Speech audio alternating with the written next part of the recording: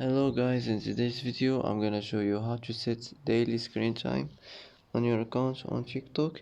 Easy and quick. First click on your profile icon, click on these lines here. Now click settings and privacy, and now here you will find screen time. Click on it.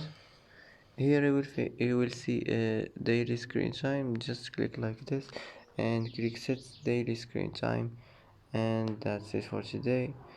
That's how to set daily screen time on your account on TikTok, easy and quick. And that's it for today's video. If you like this video, don't forget to like and don't forget to subscribe. And I hope this video is helpful for you. And thanks for watching till the end, and see you in the next video.